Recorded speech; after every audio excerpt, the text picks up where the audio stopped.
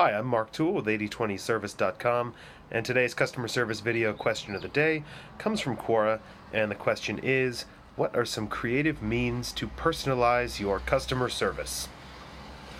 Well, this might be a little too creative for a lot of you here, but the reason I called the website 8020service.com, the 80/20 principle, is really, when we boil it all down, about keeping things simple.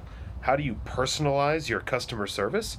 Well, you could start by not standardizing, not commoditizing, not systematizing, not scripting, not NPC-izing the thing to begin with.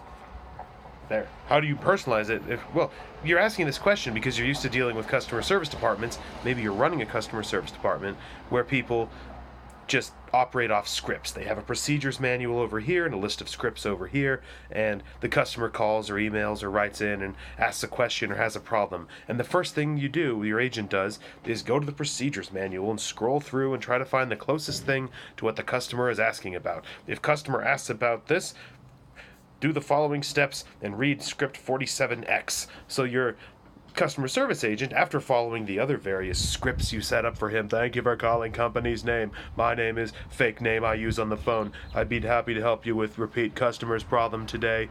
How may I help you today, Mr. Customer's last name?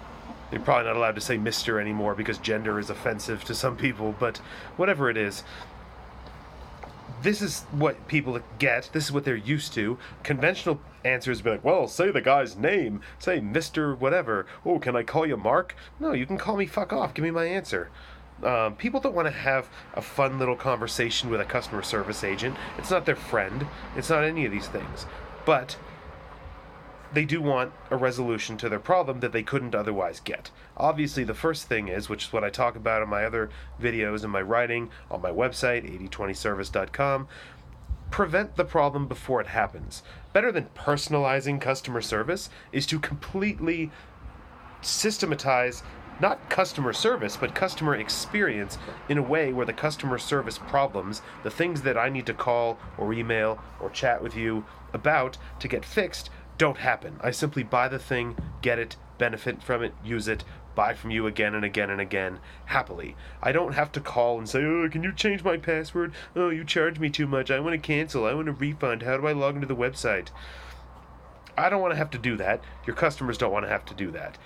Call this personalization or not, because it's giving every single person exactly what they want, which is no hassle from you. They want a thing that works, they want a thing that's as good as or better than what they expected, and they don't want to have to deal with a bunch of customer service problems. So that's the number one way to personalize.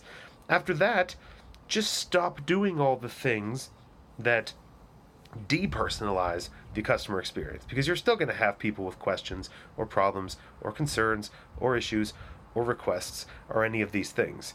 And rather than coming up with a creative little scheme to say the guy's name 16 times and you get a sticker on the side of your cubicle, just get rid of the scripts, get rid of the procedures. If not get rid of, greatly reduce them. The best way to personalize an interaction between two people is to let those two people have an interaction as people. If I talk to you about something, it's going to be personalized because this is a one-off thing. I don't go and have the same conversation with 400 people a day where it becomes scripted and routine. I say, hey, what do you need? Oh, that? Let's see. We have this here. Oh, okay, that's taken care of for you. What else? You're dealing with a person, not an NPC. Basically, my recommendation here is for the customer service problems you can't prevent, have human beings handling them rather than overly scripted, overly programmed, overly monitored, overly harassed, piss break timed NPCs. It basically means an entirely fresh approach to looking at customer service, a new way of doing things.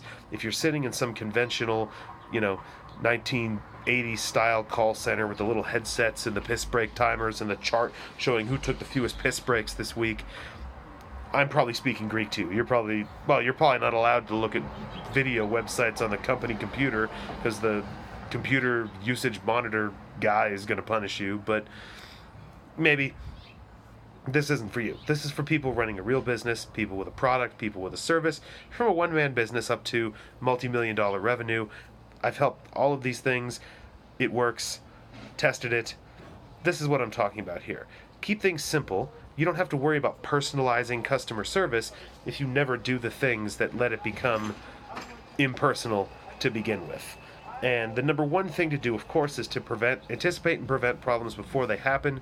That's the best way to personalize. It's so personalized I didn't even know it existed. It gives me exactly what I want. That's why you personalize, really, if you think about it, to give people a good experience, to give people exactly what they want. Well, hate to break it to you, or maybe I don't, this is actually a very good thing. If you're selling a product or a service, the people who buy the product or the service have a lot in common with each other. They're the people who want that product or that service, who it appeals to, whose needs it solves. They have a lot more in common than they do separately. So what I don't mean for that is write a script, write a procedures manual, all that nonsense. What I mean by that is give these people what they want, knowing that most of them are pretty much the same profile of a person. If you're selling financial investment advice, there's someone who wants to buy financial investment advice. That's a simplified explanation, of course, but give them what they want. Another thing is most of them don't want the same thing. What they don't want is to have to call customer service, have to press 47 for English, have to deal with NPC bullshit. Allow me to suggest a bunch of easily repetitive things that you've already tried that won't help because my boss says I have to or I'll be punished.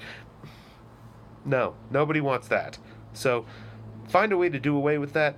Find a way to keep things simple. Find a way to minimize customer service interactions for each customer, which will have the effect for your business of minimizing the number of customer service complaints you get each day.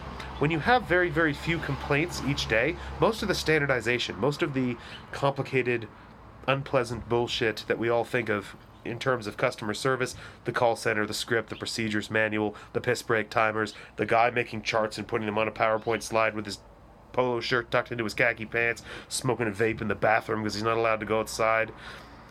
These things are there to try to make people more efficient. In other words, to get people to do more and more and more and more customer service interactions each day because the company has way more coming in than they can possibly deal with, other than by hiring hundreds more people, which they don't want to do.